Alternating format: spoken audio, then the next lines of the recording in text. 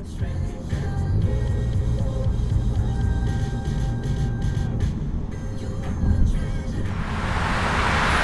is the smog we hear so much about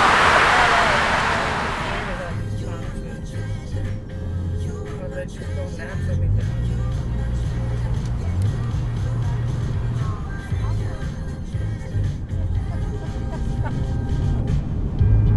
I was up at 6, ridiculous. Just thinking and kept tossing my mind. Sometimes I don't shut down the. LA. What What are you thinking about? No, I want to come back and I want to change my life and how I got to just do it and make good choices.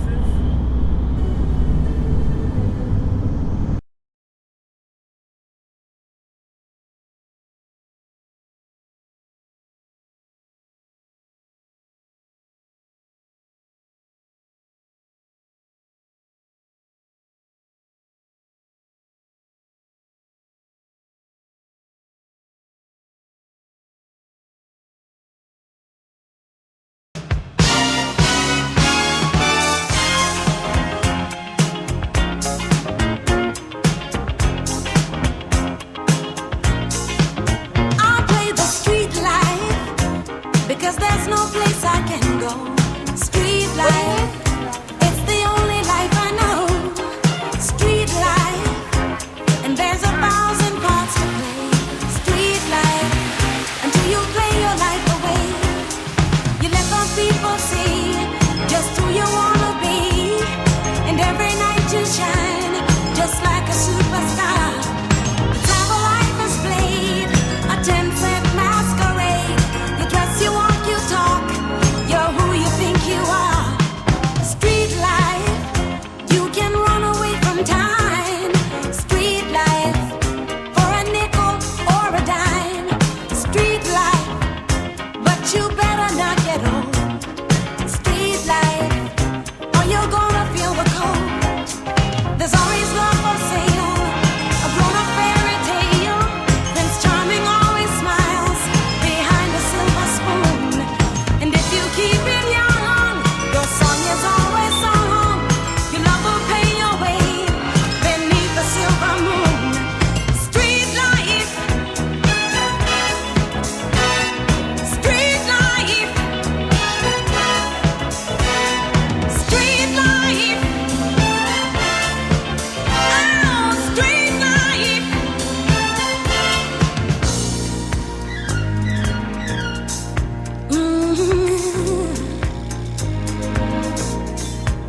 Yeah.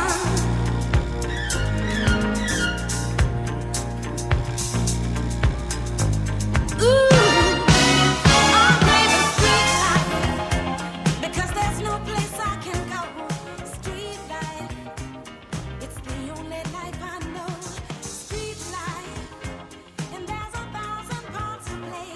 Street life, until you play. Can you tell me the story about the first woman that you guys were able to help and how long it took before she accepted the offers and the assistance that you guys were trying to give her Well, from the beginning, from the beginning? on our first day of service that we held for a church group that we put together called E3, we showed up and it was just, the core group of people and a few friends, and I was discouraged and thought about just packing it up and going home, and we decided to start the service anyway, and when we started singing and praising, I noticed a woman standing in the back in the doorway.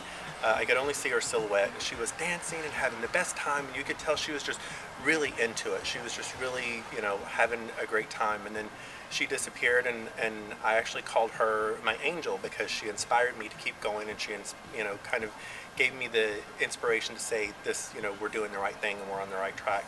And she disappeared for a couple of weeks and didn't know where she was, and in the back of my mind I'm thinking, I hope she's okay. And then she shows up 2 weeks later with her arm in a sling, and her name was Angela. And she had on her crazy wig and she was dressed in her crazy clothes, and we found out that she was a prostitute that was working on Pacific Coast Highway, and she was addicted to drugs, and I'm not sure what the diagnosis was, but bipolar schizophrenic, somewhere in that, and she told us a story that when she showed up after the couple weeks, that her arm was in a sling. And she told us a story that she was working on Pacific Coast Highway and ended up being hit by a car. And when she was hit by the car, she said it felt like slow motion as she was flying through the air. The car hit her with such force that she actually flew through the air. And she said that she, called, oh God, help me. And she felt hands cradle her and place her on the ground. And she ended up with a little sprain in her shoulder. Should have had road rash, should have had a ton of other injuries, but that was it. And she says she knows that it was the hand of God that touched her. And she told us a story that she'd shown up to, just about every other church in town, trying to, find some place to connect to God. But nobody would really welcome her for where she was. They wanted to change her, they wanted her to do this, to do that, and jump through all these hoops to fit the mold of what they had, but they weren't willing to accept her where she was and as she was for who she was. And so we, ended up bringing her into our church, our fellowship. Can't really call it a church, our fellowship.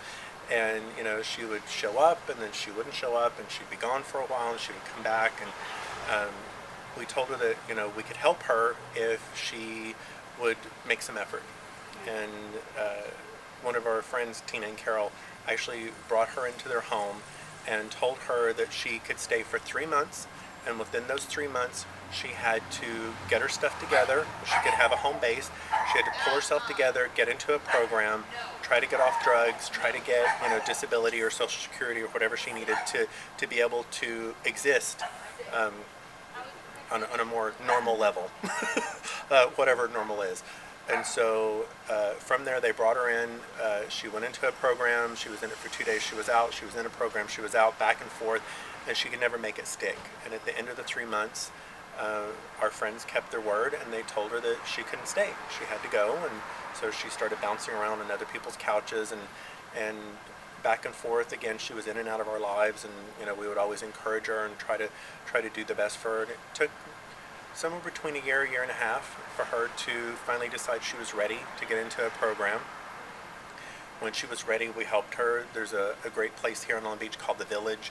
They're great with helping people do those kind of things. She was able to get in a drug program and get off drugs. She was able to get her disability. Our friend Carol signed on to be her guardian. I'm not quite sure what it is, but anyways, help her manage her money. She couldn't get money unless Carol was there to co-sign with her, so she wouldn't just blow all of her money on whatever. And over time, over the next year or so, she ended up, she was able to get a hotel room on a regular basis, and she was able to rent a home, and she was finally able to get a car. She still has the home. She was able to maintain, and now she goes out and helps other homeless people try to get off the streets. She brings food. She's just like such an advocate. She's an amazing woman, and it was just all from seeing her humanity and allowing her to have some dignity. Good. How many people do you know, or have you guys helped? Is it 3? There were series like that. We attempted to help 3. We were successful with 2. There's another story that I hadn't told you before, that there was a woman. She was one of the original officers that started the DARE program, the Dare to Get Children Off Drugs. And she used to go to a different church that we all belong to, and she was like a stellar officer, but through a series of events, she was a lesbian. She got with another woman, and they had a child together, and they broke up, and the church interfered, and she had issues with her family where her father died. She spent like a year attending to him while he died, and after he passed away, her siblings came against her and basically took everything that he left her and left her with nothing. And she had a home with the other woman that left her, and she was in the process of losing her home. She had been living there for several months when we caught up with her again, and no utilities.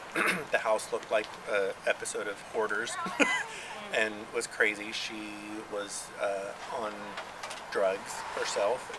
She was trying to sue the police department. She was paranoid, and we helped her pull the house together so she could arrange a short sale, and she ended up selling it for a profit. And she had some money, and we were trying to help her get back on track. She was able to buy a car. She was able to rent an apartment. She kind of went a little crazy and bought too many things. We didn't know the extent of her drug use at the time, and she ended up blowing a lot of money on drugs. And we tried and tried with her and tried to help her get on track, and she was not a success story. She chose, you know, the drugs. She chose everything. And I see her now. She's homeless. She's riding her bike, and she'll ride by, and it looks like she's aged 20 years in the last 5 years.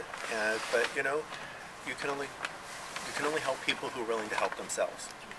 So we put as much into it as we could. She was unwilling to kind of go there and accept it, and you know, you can only do as much as they will allow.